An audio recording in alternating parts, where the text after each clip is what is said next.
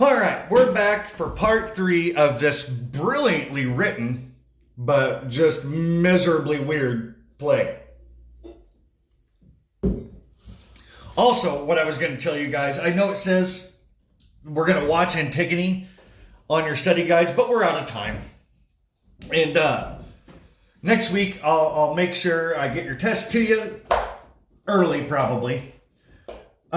And give you guys a week to do that, and that'll be the last thing we do, seniors. Be the last thing we do together. And it sucks that we're doing it on YouTube. But we'll talk more about that next week. I'll send you guys a message, because there's some things I want to say to you. And I'll probably hide my face, because you know me, I don't like to be emotional, ever. Unless it's like anger.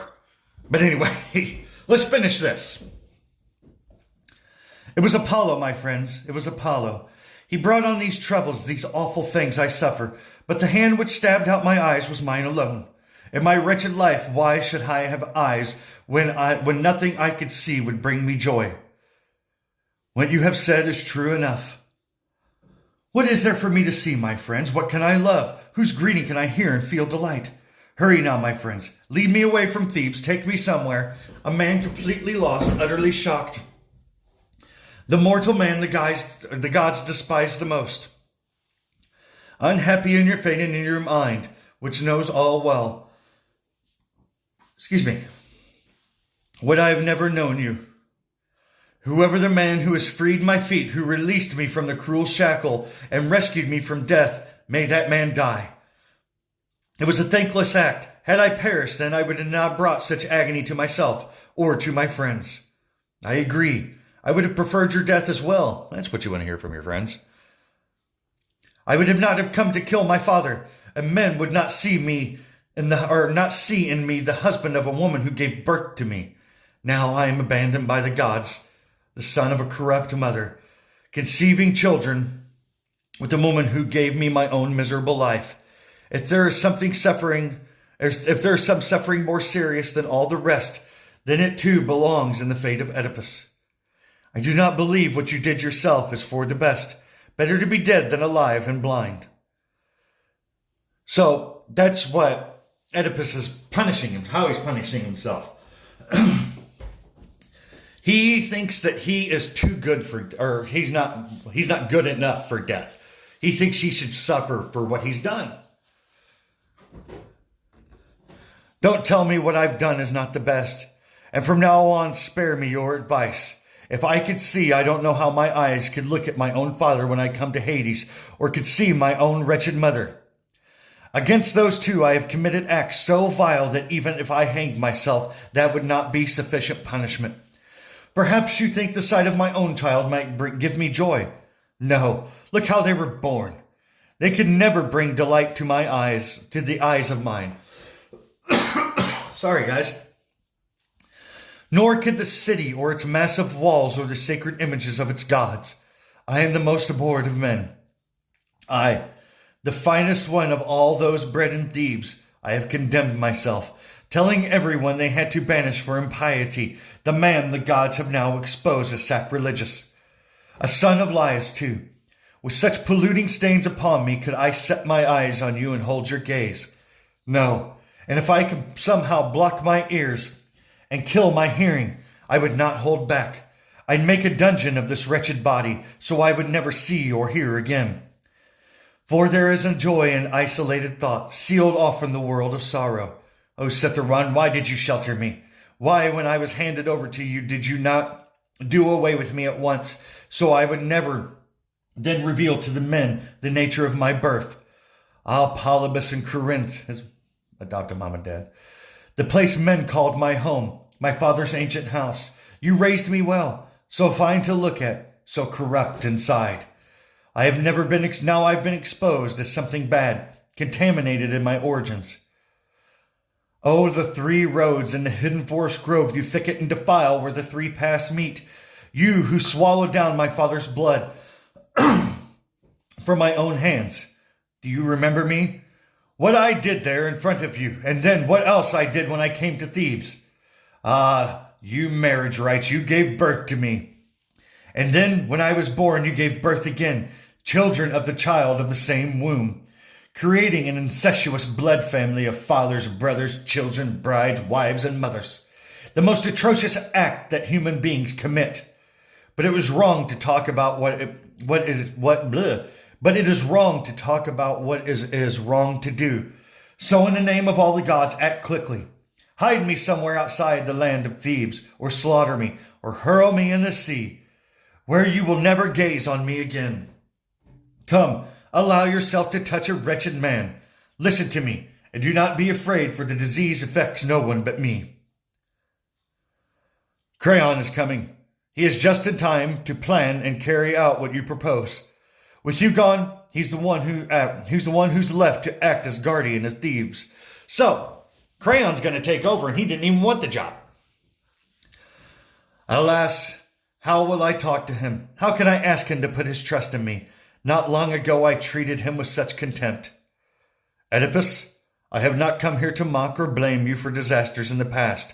But if you can no longer value human beings, at least respect our Lord the Sun, whose light makes all things grow, and do not put on show pollution in such a public way. For neither earth nor light nor sacred rain can welcome such a sight. Take him inside the house as quickly as you can. The kindest thing would be for members of his family to be the only ones to see and hear him. So Creon's like, don't do this in front of Thebes. Like, I can't blame you for your past, but nobody needs to see this. By all the gods, since you are acting now so differently from what I would expect, and have come here to treat me so graciously, the very worst of men, do what I ask. I will speak for your own benefit, not mine. What are you so keen to get from me? Cast me out as quickly as you can, away from Thebes to a place where no living human being will cross my path. That is something I can do, of course, but first I wish to know what the God says about what I should do. But what he said was also clear. The man who killed his father must be destroyed, and that corrupted man is me. Yes, that is what he said, but now with things the way they are, the wisest thing to do is ascertain quite clearly what to do. Will you then be making a request on my behalf when I am so depraved? I will. For even you must now trust in the gods. Yes, I do. And I have a task for you as I make this plea. The woman in the house, please bury her as you see fit. You are the one to give her your own proper funeral, rites.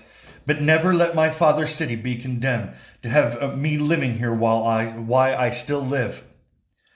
Let me make up my home in the mountains by Cithaeron, whose fame is now my own. When my father and mother were alive, they chose it as my burial place. And thus, when I die, I'll be following the orders of the ones who tried to kill me. And yet I know this much. No disease, nor any other suffering can kill me. For I would never have been saved from death unless I was to suffer a strange destiny. But whatever my fate leads, just let it go. As for my 2 sons, Creon, there's no need for you to care for them on my behalf. They are men. Thus, no matter where they are, they'll always have enough to live on. But my poor daughters have never known my dining table placed away from them or lacked their father's presence. They shared everything I touched, and that's how it's always been. So take care of them for me. But first let me feel them with my hands, and then I'll grieve. Oh, my lord, your noble heart.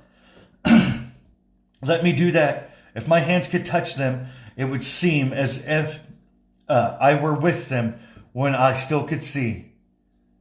Some servants let Antigone and Ismene out of the palace. These are his 2 daughters. So he's asking Creon to do a couple of things for him. He's saying, can you... he's like, okay, let me try this again. He's saying 2 things to him. Creon, cast me out of Thebes. Let me live on Cithaeron to die in misery. Creon's like, done. Then he's saying, you don't have to worry about my 2 sons. They're men. They can take care of themselves. Creon's like, okay. But then he's saying, my 2 daughters are still young, Antigone and Ismene. Please take care of them. Don't treat them as outcasts. So the servants bring in Antigone and Ismene. What's this? By all the gods, I hear something. Is it my 2 children crying? Has Creon taken pity on me and sent out the children, my dear treasures? Is that what's happening? Yes, I sent for them. I know the joy they've always given you, the joy which you will feel now. I wish you well, and for this act may God watch over you and treat you better than he treated me. Ah, my children, where are you? Come here, come into my arms. You are my sisters now. Yuck. Feel these hands which turned your father's eyes, once so bright into what you see now, these empty sockets. When he was a man, who's seeing nothing, knowing nothing, fathered you with the woman who had given birth to him, I weep for you. Although I cannot see, I think your life in days to come, the bitter life which men will force on you. What citizens will associate with you? What feasts will you attend and not come home in tears, with no share in the rejoicing? When you're mature enough for marriage, who will be there for you, my children? What husband ready to assume the shame, tainting my children and their children too? What perversion is not manifest in us? He's basically saying, I've screwed you guys over because nobody's going to want to marry you. Nobody's going to want to have anything to do with you now because of who I am. What perversion is not manifest in us? Your father killed his father and then plowed his mother's womb, where he himself was born. I'm sorry, that's very immature of me. Where he himself was born, conceiving you, where he too was conceived. Those are insults they will hurl at you. Who then will marry you? No one, my children. You must wither barren and unmarried. Son of Menocius, with both parents gone, you are alone to remain these children's father. Do not let them live as vagrant paupers, wandering around unmarried. You are a relative of theirs. Don't let them sink to lives of desperation like my own. Have pity. You have seen them now at their young age, deprived of everything except to share in what you are. Promise me, you noble soul, you will extend your hand to them. And you, my children, in your minds will now mature. There's so much I could say, but I urge you, pray that you may live as best you can and lead the destined life more happily than your own father. You have grieved enough. Now go into the house. I must obey, although that is not my desire. What I desire. In due time, all things will work out for the best. I will go, but there are conditions. Tell me. Once I hear them, I'll know what they are. Send me away to live outside of Thebes. Only the god can give you what you ask, but I become abhorrent to the gods. Then you should quickly get what you desire. So you agree. I don't like to speak thoughtlessly and say what I don't mean. Come then, lead me off. All right, but let the children go. No, don't take them away from me. Don't try to be in charge of everything. Your life has lost the power you once had. Creon, Oedipus, Antigone, and Ismene and the attendants entered the palace. You residents of Thebes, our native land, look at this man, this Oedipus, the one who understood that celebrated riddle. He was the most powerful of men. All citizens who witnessed this man's wealth were envious. And now, what a surging tide of terrible disaster sweeps around him. I almost fell off my stool right there in the kitchen. Anyway. Now, what a surging tide of terrible disaster sweeps around him. So while we wait to see the final day, we cannot call a mortal being happy before he's passed beyond life free of pain. Berries, a supplement of Apollo's shrine, characteristically wore such a garland if he received favorable news. Ares, god of war and killing, was often disapproved of by the major Olympian deities. Amphitrite, was a goddess of the sea married to Poseidon. Lord of Lycia, a reference of Apollo, god of light. Among gods, Dionysius was also called Bacchus, and Thebes was sometimes called Bacchaea, belonging to Bacchus. The Maenads are the followers of Dionysius, lustrous water purified in communal religious ritual. Agenor, founder of the Theban royal family, his son Camus, moved from Sidon to the Asia Minor to Greece and founded Thebes. Polydorus, son of Camus, father of Labicus, and hence grandfather of Laius, set there on the sacred mountain outside of Thebes. Zeus' son, a reference to Apollo. The furies of the goddesses bled revenge. Parnassus, a famous mountain some distance from Thebes but visible from the city. Polybus, ruler of Corinth, who raised Oedipus, and thus believed to be his father, the house of Labdacus and the Theban royal family. This part of the choral song makes an important distinction between two forms. Okay. So basically, that's it. So, recap real quick. Oedipus was his mom's husband, and his brothers and sisters were also his children. He didn't think death was good enough for him, so he asks to be banished outside of Thebes after he has blinded himself, and Crayon's like, no problem. And he sees his children one last time before he is sent out. And that is Oedipus Rex. If you guys are interested in continuing the story and wanting to see what else happens, you can either read Antigone, or there's actually a pretty good play on YouTube from the 60s or the 70s. It's still very good. It's very well done. Called Antigone, and you can just type in Antigone and it will pop up on YouTube. But other than that, we are done for this week. Next week, I'll give you guys your test. That'll be over the study guide and ask you ask you to write a few paragraphs, about the play. I'll give you guys a prompt. Other than that, I will talk to you next week, and I hope everybody's staying safe, and I miss you guys terribly. And I know this all sucks, but we're going to make the best of it.